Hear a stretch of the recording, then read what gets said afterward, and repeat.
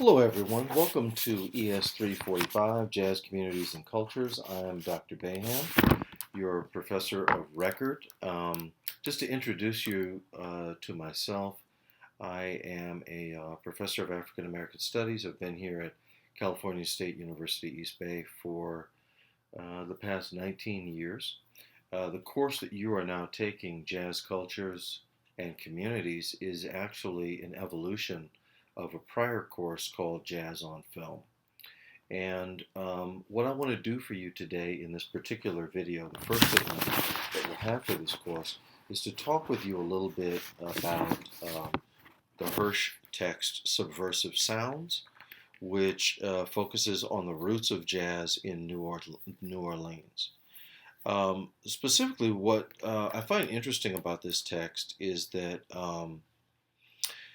Hersch wants to deal with rejecting hybridity as the sole format for thinking about New Orleans, kind of reject that melting pot idea, but also sort of reject thought that essentializes black music and black performance, and that maybe even specifically designates some musics as white and some musics as black in New Orleans. I think he wants you to be aware of the many multiple levels upon which jazz operated and in which jazz was created, but to make a more sophisticated analysis of that, other than just saying that it's a melting pot, it's like a gumbo, it's a stew.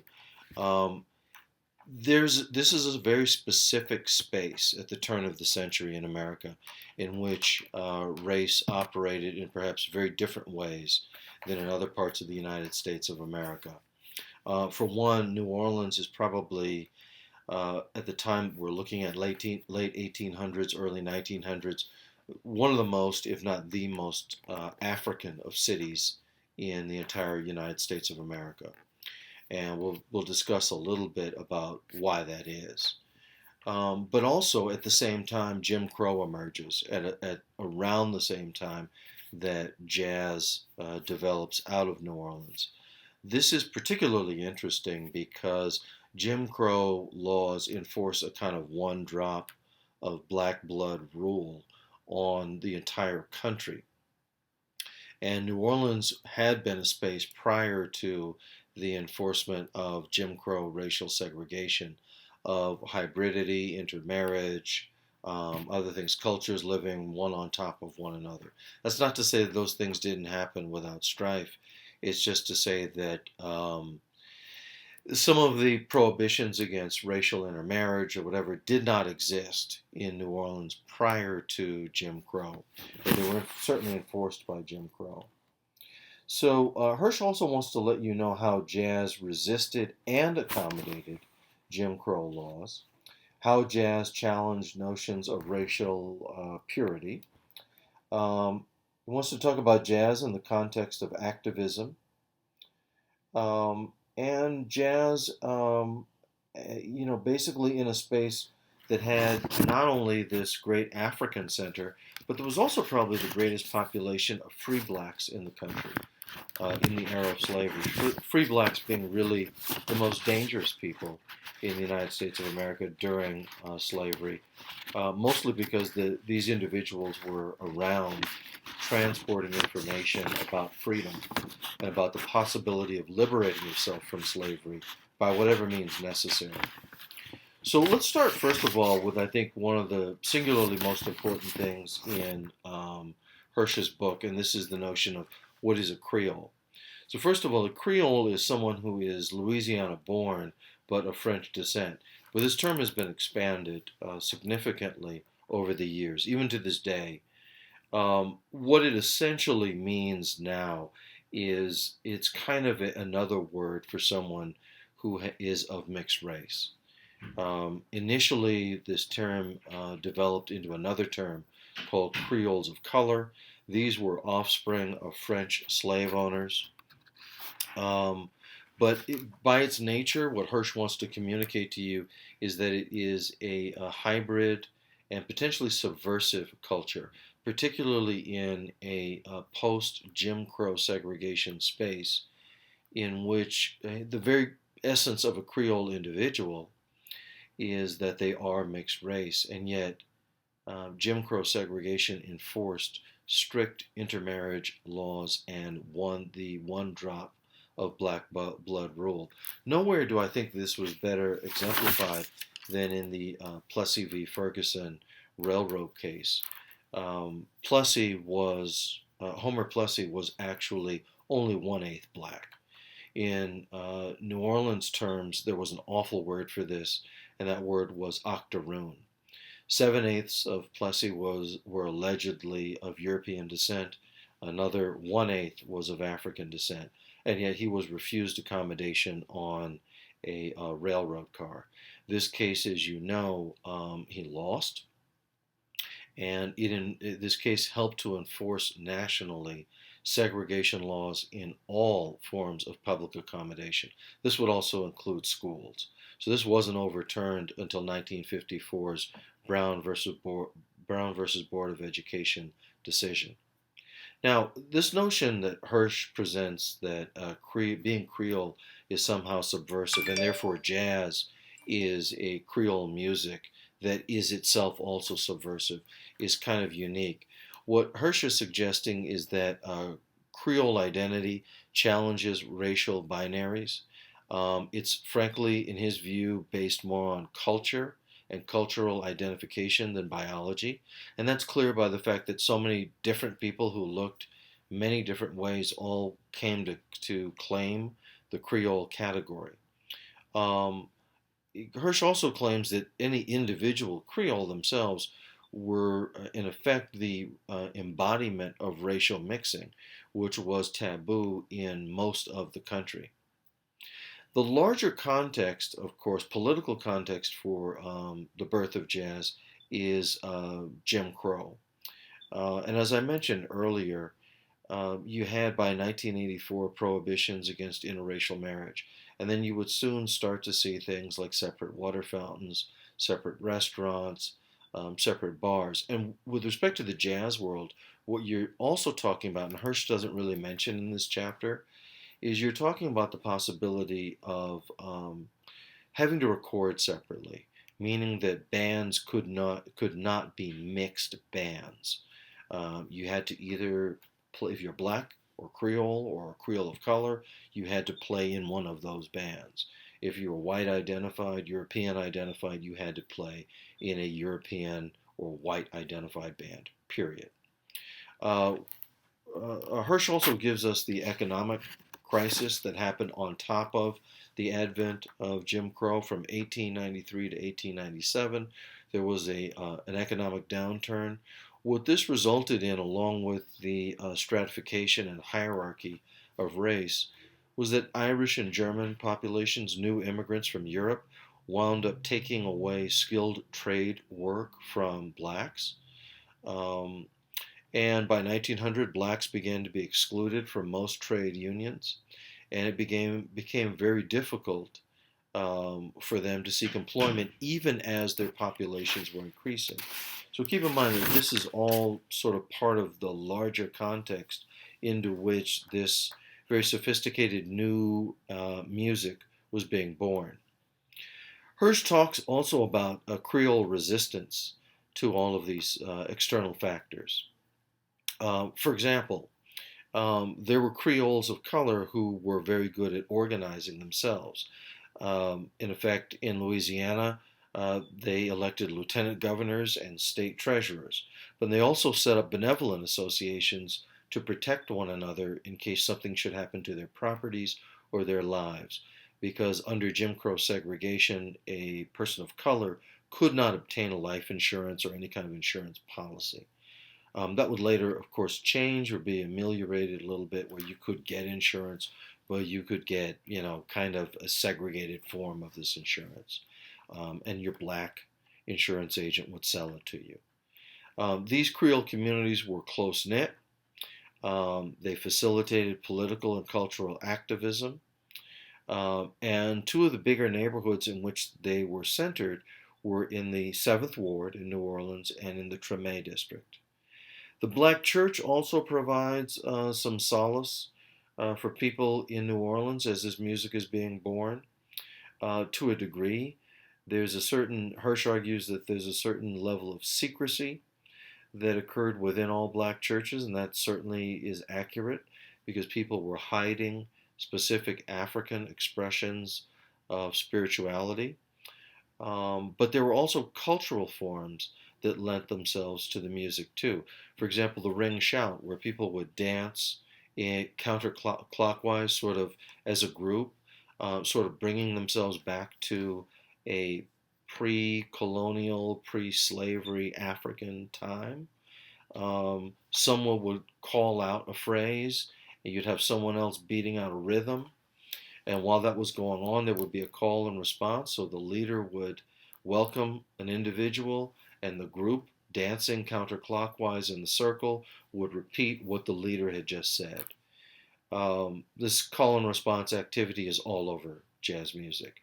But also, it's speculated by Hersch that the actual ring shout movement itself, the line of dancers in a circle, became in effect, it moved from being a circular happening to an actual line that we refer to in early jazz music as the second line, where dancers, sometimes children, will march alongside of bands while they're performing and maybe engage in call and response with them.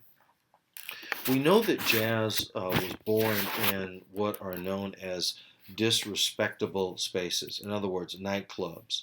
The music early on was called ratty. Um, it was for the poor people, something of New Orleans, the working class, a space to sort of deal with the harshness of their conditions. But in effect, there were really musics that operated all throughout the black and Creole and white hierarchies within um, New Orleans. This is where class kind of intersects with the music. So, for example, within the black hierarchy, there were always the quote unquote respectable folks, the black respectable folks, black middle class. There's the working class, and then there's a criminal underworld. All of these people are, for some reason or the other, congregated around Storyville, which we can assume was according to documentation, the actual birthplace of this music.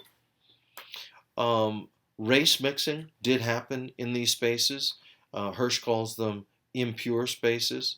Jazz encouraged, to some degree, interethnic alliances. Some of the clubs were mixed race clubs.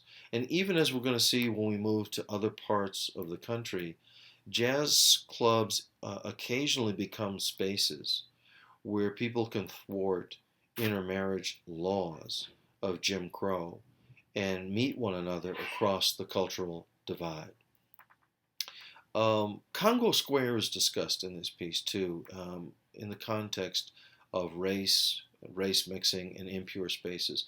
And I do want you guys to understand that Congo Square is one of the few places in this country where people of African descent could congregate, they could sing their old songs from their West African past or from their recent Caribbean past. They could dance and they could play drums. Most of the New World banished drums. Slave owners fearing that messages could be communicated via the drum, and they were right about that, um, and that empowerment would happen through the drum. In fact, to take you all the way back to the ring shout, Sterling Stuckey, who is cited in Hersch's book, mentions in his text, Slave Culture, that there's an interesting coincidence between wherever the ring shout occurred, there always happened to be discussion about revolution and about revolt, getting oneself free of slavery. So for Stuckey, these are inherently political acts, even though they may look on the surface to you as purely cultural acts. For people of African descent, it is all of one piece. So what appears to you to be a performative art isn't. It's a community art. Everybody's participating in it. It's not just about aesthetics.